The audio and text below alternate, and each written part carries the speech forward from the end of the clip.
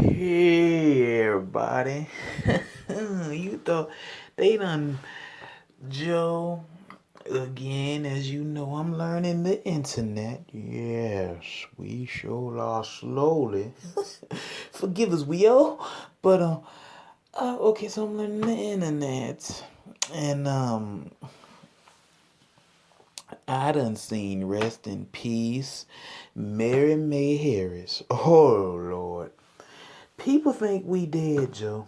They do. I guess when you update the fans and let them know you taking a hiatus for a bit, you got personal things going on. They take it as you dead, and you get them trolls that come in saying we dead. You gotta understand. I'm looking around like when I died. What happened? And I'm typing, trying to get the details. Some when I died, we got it. So yes, we ain't dead, but we are here on the Joe Show podcast. You know, we take a lot of extended hiatuses. We take a lot of them. We got families, we got responsibilities, and with the Joe Show podcast, we gotta have guests that meet a certain criteria. You know, you can't be people that just don't fit within our podcast realm. Not everybody fits. Now, we done had Neil, we done had Chad on here, and my ex-wife, ex-baby. I smacked you silly. We done had my ex-wife on here, but you know, certain people we just don't want to have no type of confrontation, cause some people are just too left field for a show that's just really supposed to promote positivity. And you know, we try, as you know, with the Joe Show, it differs from the other people. We ain't in competition. It ain't to get views with our show. It's just give as much inspiration as we can get a world. Uh, Spread the Lord's message as best we can, and you know, controversy follows us every now and then, but that's not what we try to do. That's not our point in doing this. And Happy New Year, by the way. You know, after saying all that, we got a few things to talk about before we get with a dollar.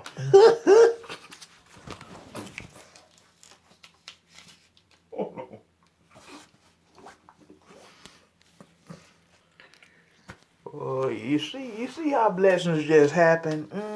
Just out of nowhere. We over here just minding our business. Now you know we done got a little low on cash. And just out of nowhere, I just happened to find $1 just appeared. And it's a fresh dollar too. It ain't a dope dealer dollar. Uh huh. This dollar was from God. God said, "Let that be cash," and He gave me $1. Appreciate that.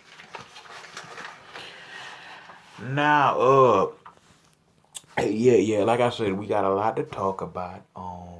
You know, the death of Franklin James Rivers has definitely shake the world. Has shaken the world of XTV West, and I'm pretty sure East as well.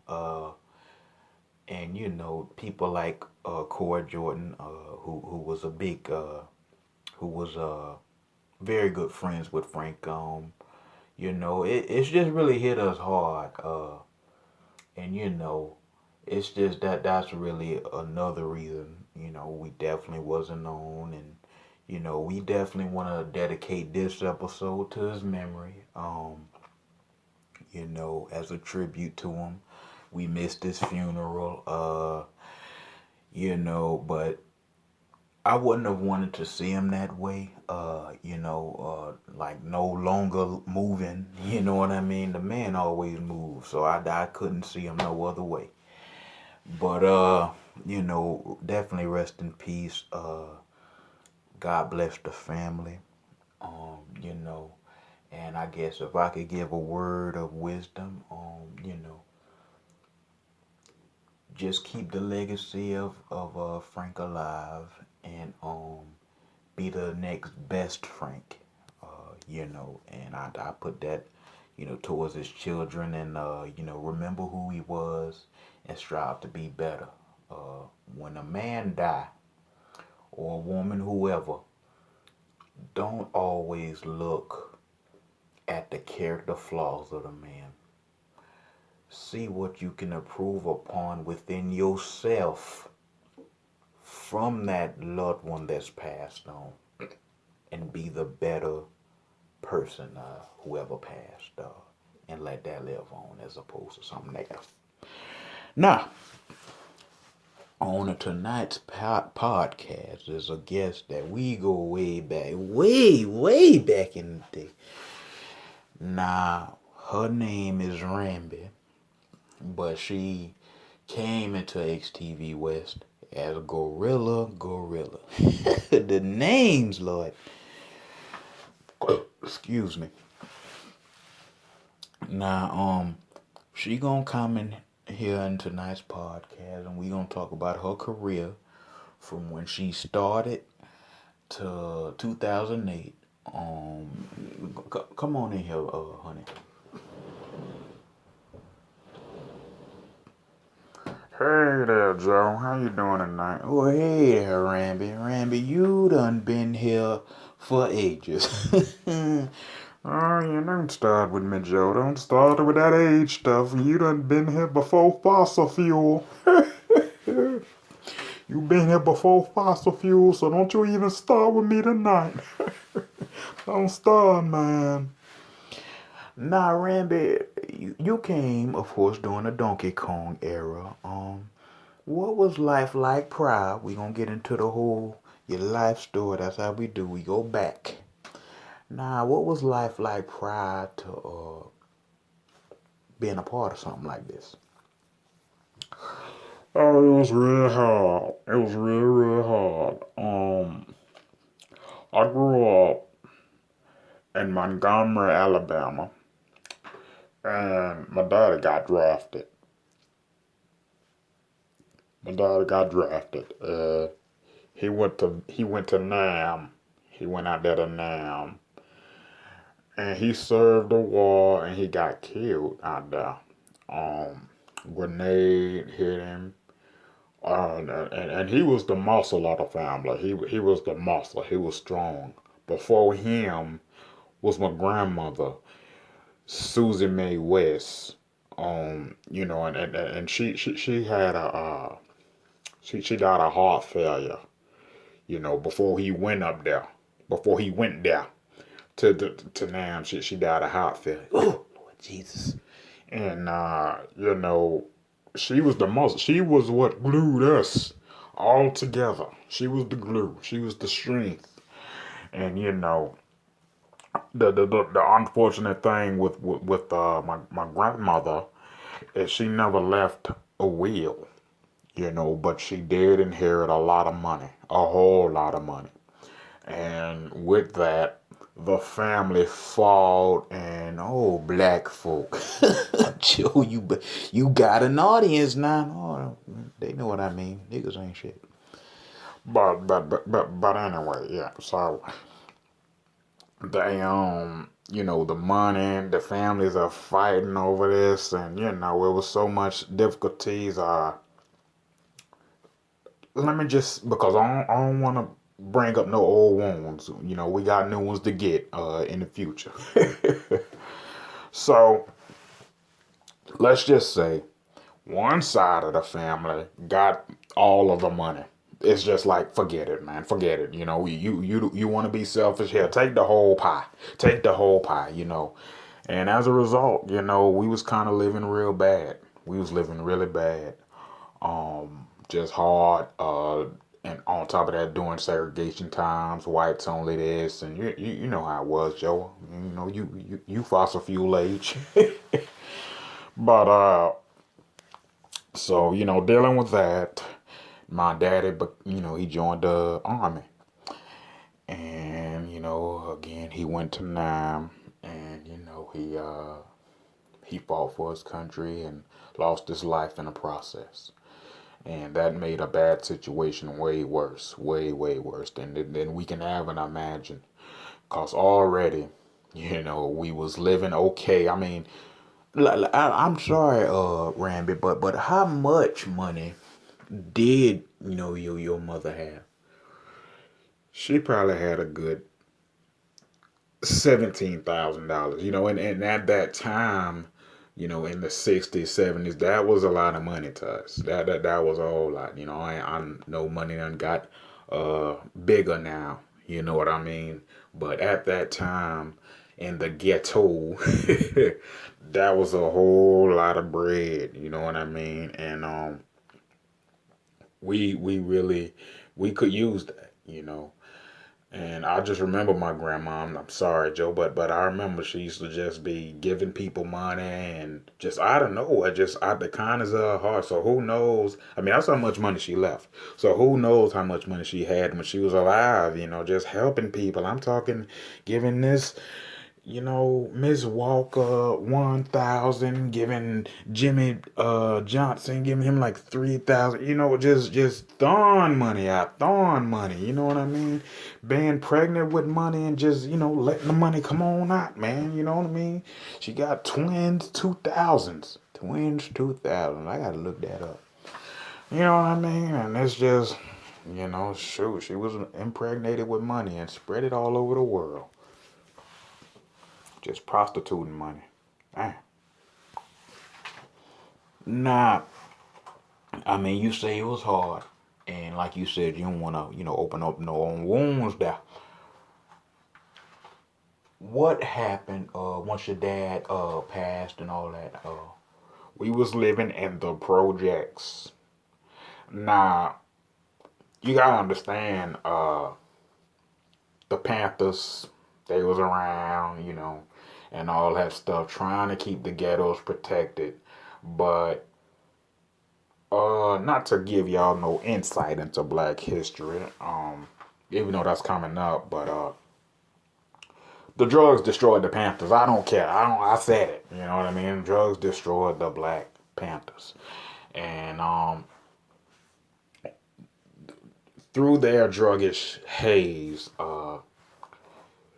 became division, and Crips, Bloods, other gangs. You know what I mean? Because leaders was dying. Dr. King is dead. You know what I mean? And Malcolm X passed a few years before him, and all that. So it was just a lot of that, and we was living in the beginning time of it finna get way worse for the ghetto. And Montgomery, Alabama, and oh my God. I just remember the damn Klan coming through, you know what I mean? And we had to hide and all that, and it was really rough. It was real rough. And my mom, she worked as a nurse, and she only got paid so much. She was getting paid $160, Joe. Oh Lord, because and not even for a week or nothing. Shit, they'll just give it to her whenever they felt like they could, and you know what I mean. Again, I ain't gonna speak ill on no family members, but she wasn't the most stern. My dad, if he was around, he would have made sure he got what he deserved to get paid. You know what I mean? No matter the segregation, he would have got what he deserved. But my mother was not like that, unfortunately. And she just kind of took what she, was given. It's like, at least I got this. And, she probably did little things on the side to make ends meet and make us able to stay at a hole in a wall, fucked up apartment. Excuse my language. Oh, you good, you good. We going find some way to maybe edit that part out, but we might keep it in because you had so much passion behind that. So much passion. Where I just might leave it there. Now, what year were you born, Rambi? I was born December 7th, 1955. That's when I was born. And it just got crazy, man. I'm sorry, Joe. I know you asked me that, but I'm remembering. Memories never leave you. Memories never leave you. The top things that I want to put out there is memories never leave you, your heart never leave you, and God never leave you. And no matter how bad times got or how much worse I thought they was gonna get, I always had my Lord on my side, and He always provided me a way. You know what I mean? He always opened up that road, and I always traveled these different roads, and I seen what I seen, and you know, some things wasn't so great to look at, but I was protected through all. And even my dad passing the projects, and having a rape ordeal that took place. Oh Lord, really? You got raped? Yes, yes. A very traumatic experience. Um, Again, Alabama, the Klan, and all these different things. It's really bad, and these white boys just grabbed me. I got kidnapped one day, and they making bets on me, and you know what I mean. And yeah, against my will, they did what they did to me. And for a while, I struggled with happiness, and especially obesity. As you know, I was a very big woman. Am a very big woman still. But what got me through that was singing in a church choir. That's what got me through it. My mom always took us to church. We was a church going family. You know what I mean? And that's just what it was. That's just what it was. Just always going to church, and making sure the family that pray together stay together. And everybody tried to, because we started to see the toll life was taking on our mother. We started to see it. She would come home hurting, standing in her feet all day just for $160. And we would just try to find our own way. My brother cut the grass. How many of it was y'all? It was like five of us. Five of us. Oh, wow. Yeah. She had three from a previous marriage, and myself and my youngest sister who's passed away.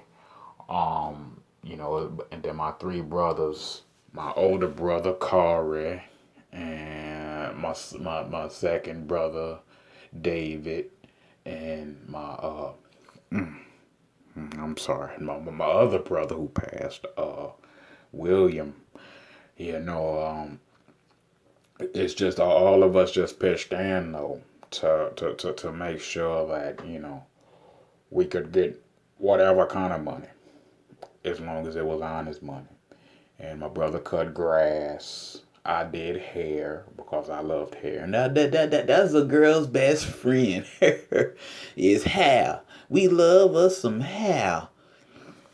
So yeah, I did that. Sound like Bill Hunter.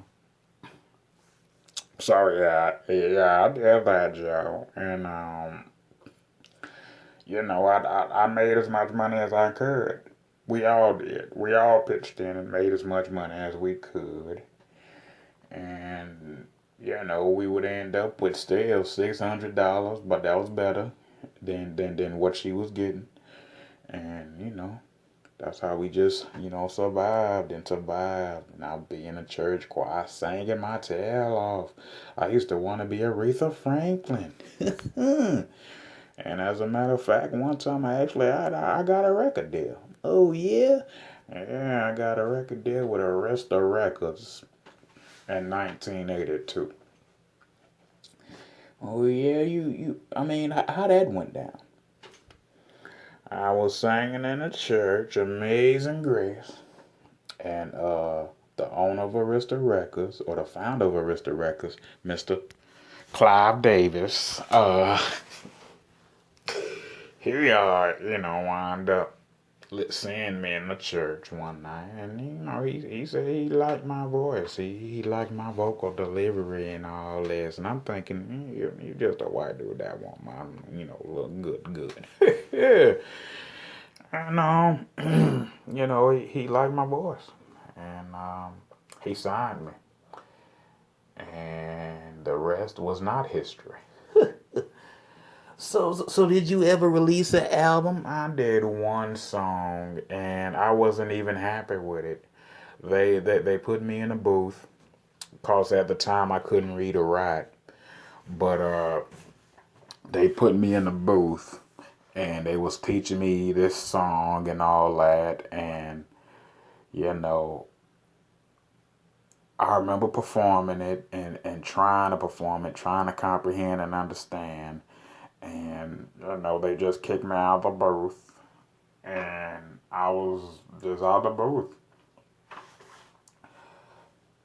Next thing I know, I hear just the vocals that I was struggling with reading, you know what I mean, released on an album called The Worst of a Singer, you know what I mean, released in the fall of 1982. And it's just got me struggling.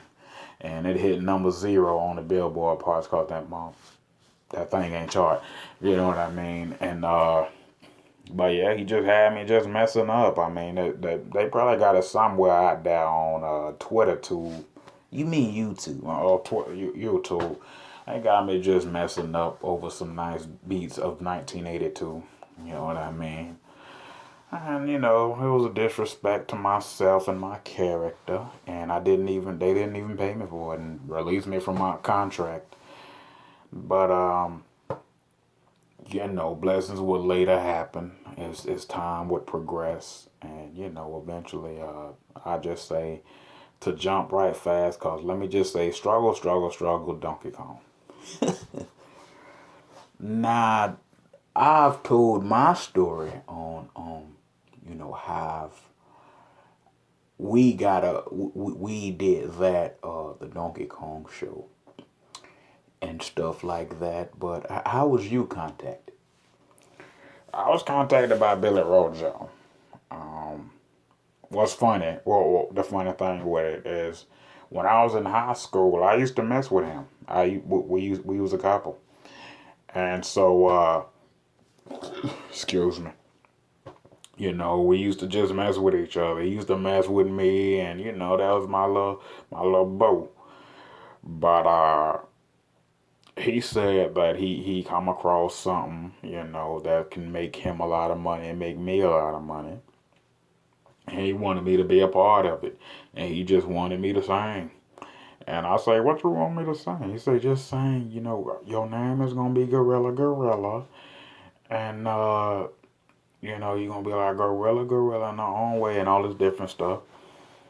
Next thing I know, they give me the costume because they wanted me to be a rhinoceros, but I'm like, why you want me to say I'm Gorilla Gorilla, but I got a rhinoceros costume? And he say, the boy 7. I didn't understand what he was talking about. However, I just did, and I said, Gorilla Gorilla in her own ways for you and you. And it didn't make no damn sense, but everybody liked it. That's right. I remember hearing you sing. I ain't even know what you was talking about, but you see, some singers, it ain't even about the song they writing. It's about the pain that they putting out there. Like, even though you saying gorilla gorilla, the lyrics don't mean nothing. When there's so much behind it with your delivery, that's what made it special. And I cried. I sat there crying. I remember I had to hold you, Joe. Yeah, Mary had to hold me. Cause I just say, oh my gosh, she's just a gorilla. And I'm over there just whining, I'm crying, you know what I mean? And Trunks and Pain confused, but I'm crying because I'm like that woman been through a lot. With some singers, if you ever go to church, when they do the older women, when they sing, it's some women in that choir that when they sing, you feel it, and you was one of them. It's just been, and I guess that's what comes out if you talented.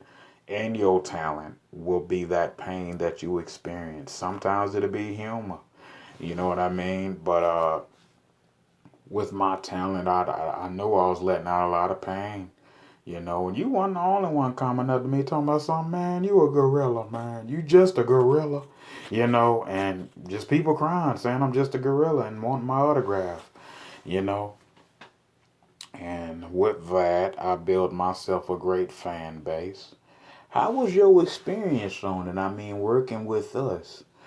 It was a blast until Trunks got fatter.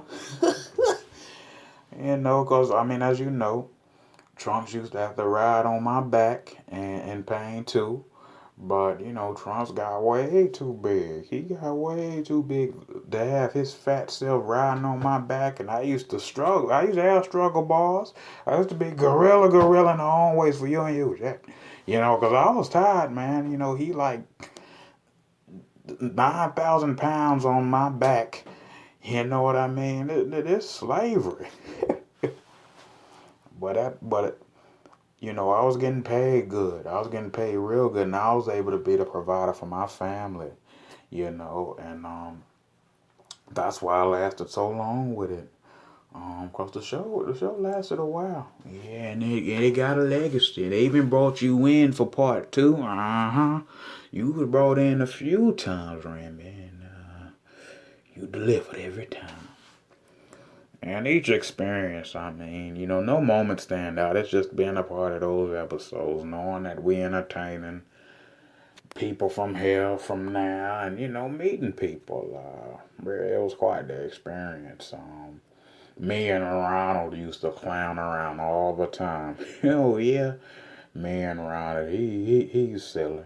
I understand that we at a I'm sounding like Bear Hunter again, but we at a place where people are too sensitive right now, and I don't understand it, but it's just what it is. And with Ronald being looked out as this abusive person, I trust me, that's not what it is. We just come from the old school, and in the old school, it has strict parents beating their kids when their kids get out of line, and at times, his kids they out of line. You seen Killer, you seen some of the things he done did and said, and he need his ass whooped. Let it be said. You know what I mean? And that's just what he was. He was that father. He was trying his best. A single father with all these kids, one girl. He just doing his best to keep them right, keep them straight, and keep himself straight. And at times, I'm not saying he always right for whooping them. He probably had some. Nah, man, I was mad, so I blamed it on him. He probably had those moments that within his lifetime, but as an overall human, I don't think that people should vilify him because he puts his kids in line every now and then. That's what you're supposed to do. You're supposed to vilify the people that ain't doing it because they want their kids to just be some screw up that screw up and screw you up and shoot people in Fort Lauderdale or whatever the hell. You know what I mean? And that's just my personal opinion. I'm not forcing it on nobody. That's just my viewpoint from where I sit. And ain't nothing wrong with that. That's what I try to provide on this show. So like I said, controversy has followed us a few times, but I don't want it to be the basis of the show. Now, Rambi, I got a few emails. What some fans wonder is why you ain't have your own spinoff. I mean, with Payne having his spinoff with the racing show and all that, why didn't you stand out or have a spinoff or nothing like that? Because I didn't play the game. I was team no bull, Joe. I'm gonna be real. I was team no bull. Um, they would want me to be controversial at times. People would whisper in my ear, hey, smoke a little bit of this, do a little bit of this, flash a little bit of that. And I'm like, man, if you don't get your ass out my face. You know what I mean? At this point, I had to be 35 years old. And just understand, I ain't take no shit, Joe. Alright? I'm just, prior to this show, like I said, I was hustling, doing how. And then I became a lunch lady. And one thing about lunch ladies at cafeteria, they just don't take no shit. You know what I mean? You want a Cuban or a damn, they don't cuss the kids. But they say, you want a Cuban or do you want a burger? Choose one. They free. You know what I'm saying? I was one of them lunch ladies. They just ain't have time for shit. You know what I mean? And I was just stern, you know what I mean? And Bill Hunter. But that's just how it was. And they would say, Rambi do this, Rambi. I say, Rambi gonna do what the hell she want, get her check and get the hell out of here. And that's just what I was on. They was always trying to get me to behave in a manner that wasn't cohesive with who I truly am.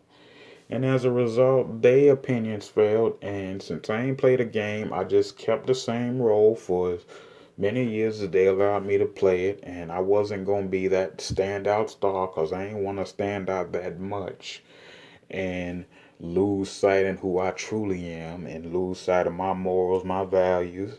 No, I am who I am, and I'm not sacrificing myself for somebody or for something that's going to tarnish the reputation of who I truly am. And, people can't see it that way, but that's just what it is. Now, as we said, you lasted throughout all the seasons, all the shows. You was getting quite a name. I mean, you wasn't again, you was a side character, but you made your presence felt. And I mean, show after show, just kind of coming in there, singing your tail off. No lyrics, no lines, but you would, have conversations, amongst people. But still, Rambi, you was a powerhouse. One thing my dad did teach me, one of his lessons that I remember is no matter what you do, no matter what situation God puts you in, you better make sure you stand out in there because you in that situation for God. So stand out for God. And with a message like that, I make it my duty to stand out. I make it my duty to make somebody say, "Oh, I know her." You know what I mean? I heard her voice. And that's what I did.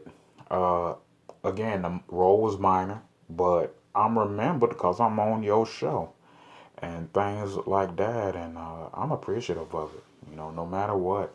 And I was getting back pay like crazy as far as those episodes and shows that would be on the rerun and all these different things. And I was living good, and it wasn't changing me.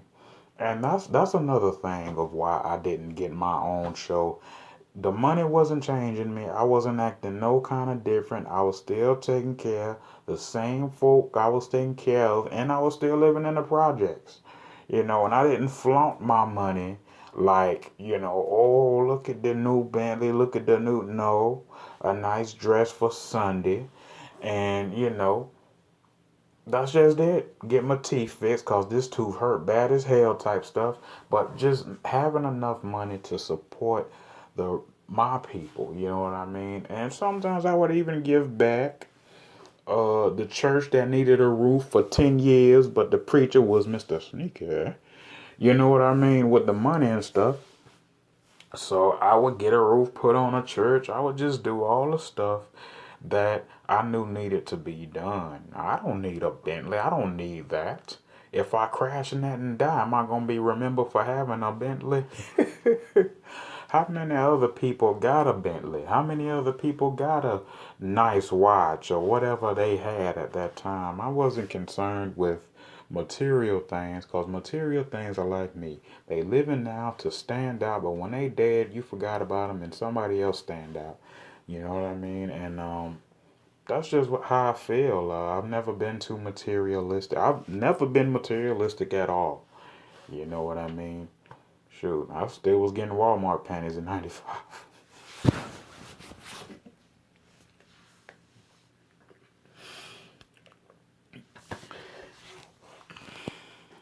Hold up. You know what I mean, Joe? I was still just living how I lived, and there was nothing gonna ever change me. And again, I didn't want to play their games. I didn't want to be something I was, because I had a lot of people to let down. Maybe if I had nobody to let down. And that's what I be saying a lot of times. I've always had myself a small circle of friends, and those friends that truly know me, they understand me, and they get me. So if I was to act any other way opposite of who I am, they would say, "What is she doing?" You know what I mean? And they would not talk to me no more. But on the other end, I would have these new friends who I'm faking to be with, or I'm faking for them to be my friends. But when the money gone and they gone, ain't got nobody. You know, and that's why my true friends is Jesus and maybe three other folk. And you one of them, Rambi, you Joe. But these other people, the people that are leeches, they ain't real. They are artificial as the money watches and all this stuff they wearing. They are artificial. They not the real thing. Because if it was real, everybody in the world would have one. I don't see how that makes sense, but God bless the message. Anyway, yeah, Joe, it was quite the experience, man. You know. Now, once the Action One and Action Two came, oh man, I didn't even appear in that like that. You didn't. Nah, I didn't appear in that like that. But I was able to meet everybody, and that was because we had a fan meet and greet. This was 2000, and we had a fan meet and greet. And I understand I've been very spiritual this whole podcast, and I'm gonna hopefully continue to be. But them chicken wings was good. Damn, the chicken wings was good. We never had that type of catering before. You know what I mean? I don't know where them wings come from, and I don't know who made them, but them shits was good. And they had barbecue sauce and cheese, some kind of cheese sauce. It was unique. You know what I mean? I don't care who the cheese was made out of, but that cheese and them chicken wings was good as fuck. And I dipped the fry in them. Nobody got that shit though. I done been a Buffalo Wild Wing. I went there for my birthday last year, and I went to Hooter, but they ain't got them wing or them fries. You know what I mean? They need to step their game up and get them fries from the year 2000 on that catering of Action 1 and Action 2. But yeah, I remember that. I remember that. Yep. Yep. Now, what you remember about Pain in them, Gorilla? Them always arguing like fools. Always arguing, and I just didn't get it. I didn't get how they could go from one moment, the greatest friends you ever seen in your life, to the most bitter enemies. And when this whole feud happened with them two, as far as the boxing match that occurred in 2013, I don't know. I didn't know what to think of it. You know what I mean? I don't understand what it is to cheer for two grown people that's about to fight each other. They could die. That's right. We could never see them again. And what they gonna be remembered for? Being mad at each other? Who was the maddest? Is that what's supposed to be going on? We supposed to cheer for who was the maddest? As opposed to who was the most smart one. And the most smart one would be the one that could see all this and step out of it. You know what I mean? A lot of stuff make money. Death make money. The devil make money. But a smart person do something with that money and give it to others and help others that are in need. People in the ghettos, people in the projects, all these other different places. And people don't think like that. And I just don't understand it. And I just be heartbroken when it's 3 in the morning, ain't nothing to do, because I'm retired. And these sad commercials come on with these children starving. And I'm like, oh, these children are starving. Next thing they got, oh, it's a fight about to happen with these two dudes that's mad at each other for no reason. It's sad, Joe. It truly is, man. It truly is. Now, you stayed with the Donkey Kong show for a while, for a long time. But eventually that era fizzled out.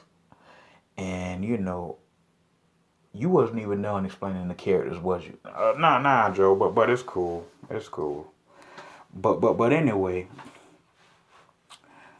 when that era fizzled out and there was a new era, you wasn't around. Again, Joe, I ain't want to play that game. You know, they even told me when the whole Diddy Kong Donkey Kong, when that was over, they even said, yeah, you're getting royalty payment. They used to send me these letters in the mail. Oh, they used to get on my nerves. You getting back pay from all the episodes that are airing and rotation, but you could get more money if you do this. And they was telling me that for years, and I wouldn't play the game. I didn't believe in playing the game. I believed in believing myself to be myself. And so I'm like, I just tore them up. They was offering me this much. Gorilla in her own ways for you and you. And I'm going to keep saying that because I'm not going to say something else that's not me. Yes, I'm a Southern gal. I drink, I smoke, I cuss at times. But I'm not really messed up. You know what I mean? I'm not like far out there with it. When I'm amongst my girlfriends and we have a poker night, yeah, we cuss and drink and laugh and having a good time. But I'm not going to act like that's my main existence and that's all I do. And that's just what it is, Joe. That's truly what it is. Let me get one of them cakes. Okay. Hey, Joe, you show me how to cook this pig meat out here. Man, go show Davis how to cook that pig meat for him. I do it for you, baby. Oh, that's even better. Thank you. Got us some what you got, Joe? Some pig meat out there on the line. They making fun of me for pig meat. They making fun of me for eating pig meat on the line. Let me tell y'all what they call them, new millennials. Let me tell y'all something. Y'all don't know true cooking until you eat the real Southern way. Not this artificial bull stuff going now that ain't even done all the way. When you eat pig meat on the line, they say, oh, it's a clothesline. You got to be specific. No, pig meat on the line. When it's on the line and you take it off and you do the things you got to do to it, put the right seasoning in it. You know what I mean? The real seasoning in it is real food. And you'll be like, what's that junk I ate yesterday? You know. That's probably how they made them wings. Now, you didn't come back to XTV until 2008, but yeah, I asked you, what was you doing around that time, Randy? I was just taking care of my family, living off of the royalty checks and, all that stuff. And, that's just what it was. And I was just living how I was living before the fame, the same exact way. It was, almost at times like I would have a occasional, hey, ain't you gorilla? And I'm like, yes, baby. And I would have that. I would be teaching Sunday school and all that. And that's just what it was. I was really a regular person before in doing fame, and nothing really changed me.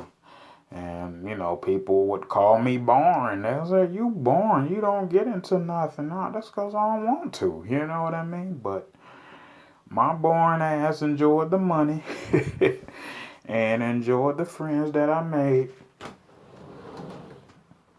Hey Joe, I made the pygmy for him, or I'm making it for him. I told him it's thawing.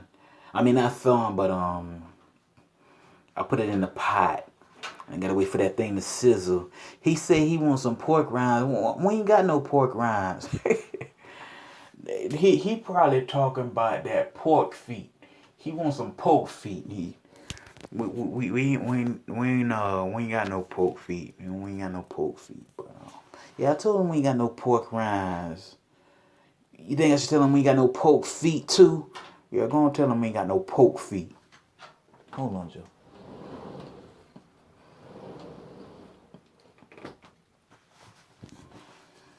She left here faster than the last time.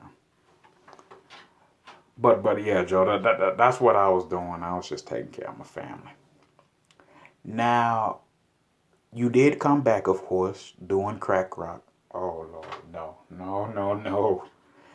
You came back. This is your last appearance in XTV, and it was the worst. Oh Lord.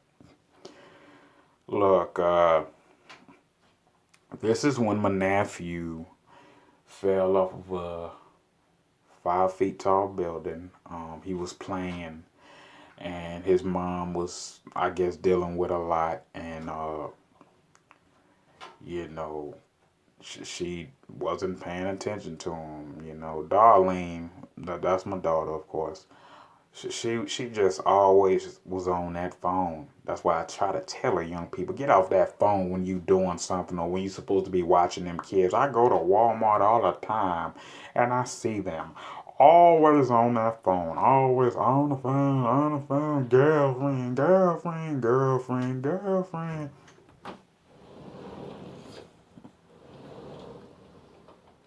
Hey there, y'all. I told him we ain't got no poke feet. He like, y'all ain't got poke rinds, poke this, poke that. We ain't got poke nothing. Some people just push you, don't they? Mm-hmm. About to slap his poke ass. Oh, we on podcast. But yeah, she just was always on the phone and, talking this and that. And so, she was, kept her eye off of him. And he had ADHD. And he wound up just he didn't do it on purpose. He was just playing, and I guess he played way too close to a ledge that he eventually fell off of. And the family dealt with that really hard. Uh, excuse me. No longer was they airing the reruns of Donkey Kong or nothing like that. So royalties, like back pay, I wasn't getting it no more. It got cut off at a certain point. And I became a nurse, and that was okay. I was getting paid more than my mom, but he passed. My mom passed, and it was real rough. And crack rock, that was just, well, let me get some money, as much as I can get. And my health problems around this time was bad. I was stage 2 diabetic, and I was in bad shape. I was eating like it was out of style, and I was out of shape. I was really bad. Um, and Crack Rock was a show that came with Payne and Dixie, and it was the same show as Donkey Kong, but it was 2008 now, and it was a new era. A lot more cussing, a lot more violent stuff that I wouldn't approve of, but I didn't know that coming in. I went in there blindly thinking, oh, this is what we used to do. Came in there like Billy Rojo, he was older at this time. I remember he had that cane because he had that stroke. So he like, yeah, they want to bring it back. And then we went in that room, and boy, it was just, we was watching the show. And we just was like, man, what are we watching? And that was my scene. I came in there with my Gorilla the Gorilla thing, and it was okay, but I just wasn't feeling it. I was even on the last Crack Rock episode, and it was just, it wasn't it. It wasn't it. And, it was quite weird. And it wasn't an enjoyable experience, but I did get paid, and I had a heart attack on the last episode. Yeah, I remember hearing that. At first, people thought it was a rumor, or Crack Rock was trying to get, cause at the time, I think Crack Rock was getting bad ratings. Their ratings was getting really bad. They was a show that came in to mixed to moderate, success.